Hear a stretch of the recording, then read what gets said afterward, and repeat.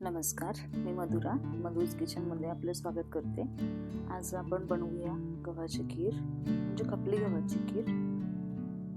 बाप्पाचं आगमन झालं, खीर मोदक हे तर करायलाच पाहिजे. सो चला आपण बघूया आता गव्हाची खीर. त्यासाठी लागणारं साहित्य: खपली गहू, गूळ, सगळे ड्रायफ्रुट्स, तीळ, खसखस, वेलची पावडर, नारळ, दूध आणि तूप.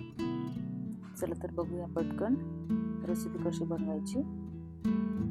कुकर घ्यायचा, त्याच्यामध्ये भिजवलेले गहू टाकायचे, भिजवलेले तांदूळ पण टाकायचे. 2 ते 3 तास भिजवून घ्यायचे गहू आणि तांदूळ. कुकरमध्ये गहू आणि तांदूळ शिजायला टाकायचे. थोडंसं मीठ टाकायचं, चांगला 4-5 शिट्या द्यायची. पूर्वीचे लोक गहू सोडायचे आणि मग गव्हाची खीर बनायची गहू भिजवून. पण आता रेडीमेड गहू मिळतात, ते फक्त भिजवायचे आणि डायरेक्ट खीर करायची. 4-5 शिट्या झाल्या की गहू शिजतात. मग उघडायचे आणि त्याच्यामध्ये खोबऱ्याचा खीस टाकायचा, म्हणजेच नारळाचा चव टाकायचं. चांगलं हलवून घ्यायचं. त्याच्यामध्ये गूळ घालायचे.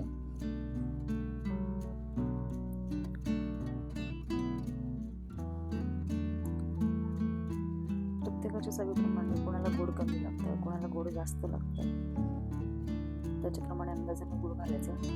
जायफळ किसून घालायचे.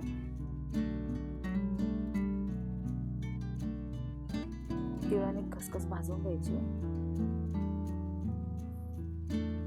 ती बारीक कुटून मग ती त्याच्यामध्ये घालायचे. मग दूध घालायचे.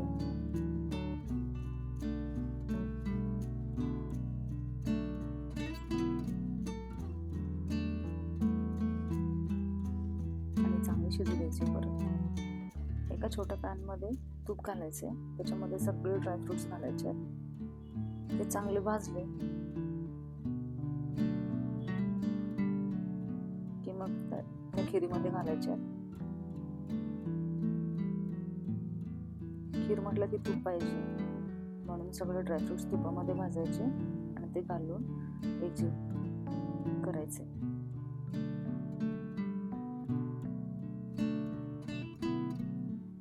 अशा प्रकारे अगदी सोप्या पद्धतीने तुम्ही खीर बनवा आणि बाप्पाला नैवेद्य दाखवा.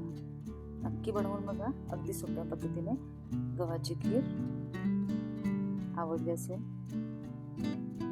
तर शेअर करा, लाईक करा, सबस्क्राईब करा. थँक्यू.